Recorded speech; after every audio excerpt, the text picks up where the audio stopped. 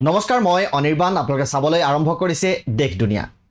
ভাৰত আমেৰিকাৰ মাজত শুল্কক লৈ বিবাদ অব্যাহত আছে কিন্তু ইয়াৰ মাজতেই আমেৰিকা ভ্ৰমণৰ বাবে ওলাইছে ভাৰতৰ প্ৰধানমন্ত্ৰী নৰেন্দ্ৰ মোদী অহা সেপ্টেম্বৰ মাহত প্ৰধানমন্ত্ৰী মোদীয়ে আমেৰিকা ভ্ৰমণ কৰাৰ সম্ভাৱনা আছে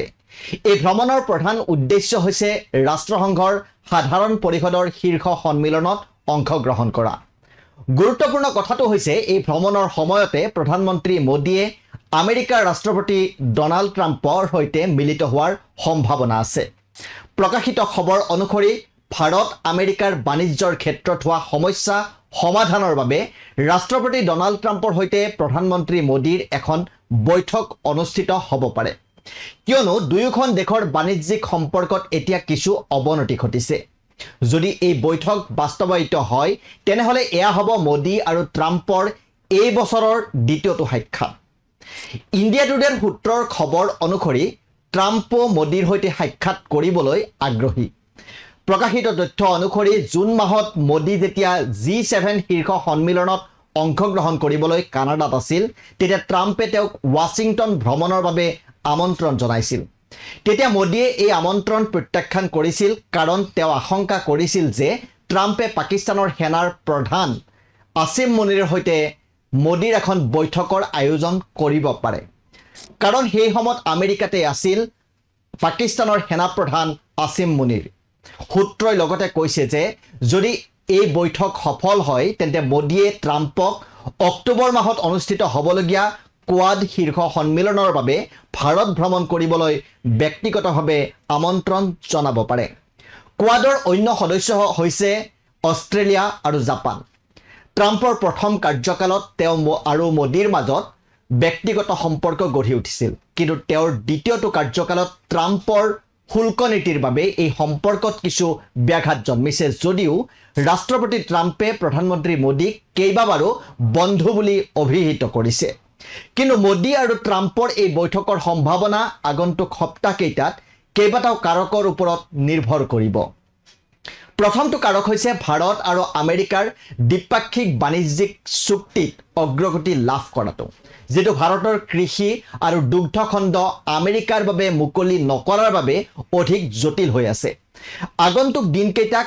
এই বিষয়টো কোন দিশে গতি লয় সেয়া গুৰুত্বপূৰ্ণ হ'ব এই বৈঠকৰ ক্ষেত্ৰত বাণিজ্য চুক্তিৰ এই স্থবিৰতাৰ মাজতে ট্ৰাম্পে ভাৰতৰ ওপৰত 25% শুল্ক আৰু ৰাছিয়াৰ তেল ক্ৰয়ত অব্যাহত ৰখাৰ বাবে অতিৰিক্ত 25% শুল্ক আৰোপ কৰি বিষয়টোক আৰু অধিক জটিল কৰি তুলিছিল যাৰ ফলত এতিয়া ভাৰতৰ বিপৰীতে আমেৰিকাৰ শুল্ক 50% ট্ৰাম্পৰ ভাৰতীয় পণ্যৰ ওপৰত 50% শুল্কৰ আধা অংশ 7 আগষ্টৰ পৰা কাৰ্যকৰী হৈছে আৰু বাকি অংশ অহা 27 আগষ্টৰ পৰা কাৰ্যকৰী হ'ব এই সময়সীমাৰ আগতে ভাৰত আৰু আমেৰিকা এখন বাণিজ্য চুক্তিৰ বাবে আলোচনাৰ পোষকতাও কৰি আছে আমেৰিকা আৰু ভাৰতৰ মাজত আন এক গুৰুত্বপূৰ্ণ বিষয় হৈছে যে নতুন দিল্লীৰ ৰাছিয়াৰ পৰা তেল ক্ৰয় যেটো হোৱাইট হাউছে কৈছে যে ইউক্ৰেইনৰ যুদ্ধত মস্কোক সমৰ্থন কৰাৰ দৰে ট্ৰাম্পে ভাৰতক ৰাছিয়াৰ পৰা তেল ক্ৰয় কৰি থকাৰ বাবে সমালোচনা কৰি আহিছে আৰু নতুন দিল্লীক এই আমদানি বন্ধ কৰিবলৈ চাপ দি আছে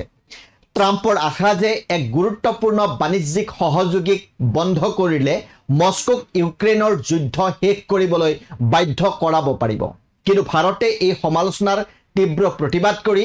আমেৰিকাৰ বিৰুদ্ধে দ্বিমুখী নীতিৰ অভিযোগ উত্থাপন কৰিছে আৰু উল্লেখ কৰিছে যে আমেৰিকাৰ কোম্পানীসমূহে ৰাছিয়াৰ পৰা ইউৰেনিয়াম ৰাসায়নিক পদাৰ্থ আৰু সাৰ ক্ৰয় কৰি আছে অহা 15 আগষ্টত ট্ৰাম্প আৰু ৰাছিয়াৰ ৰাষ্ট্ৰপতি ভ্লাদিমিৰ পুটিনৰ মাজত বৈঠক অনুষ্ঠিত হ'ব ভাৰতে 3 বছৰতকৈ অধিক সময় ধৰি চলি থকা এই সংঘাতৰ সমাধানৰ বাবে হ'বলগীয়া এই বৈঠকখনৰ ওপৰত গভীৰভাৱে নজৰ ৰাখিব এই বৈঠকখনেও প্ৰধানমন্ত্ৰী মোদী আৰু ৰাষ্ট্ৰপতি ট্ৰাম্পৰ সম্ভাৱ্য বৈঠকৰ নিশ্চয়তাৰ ক্ষেত্ৰত নিশ্চয়কৈ প্ৰভাৱ পেলাব আপোনালোকে চাই আছিল দেশ দুনিয়া ৰাষ্ট্ৰীয় তথা আন্তঃৰাষ্ট্ৰীয় ক্ষেত্ৰৰ বিভিন্ন গুৰুত্বপূৰ্ণ খবৰৰ বাবে চাই থাকিব আমাৰ এই বিশেষ অনুষ্ঠান ধন্যবাদ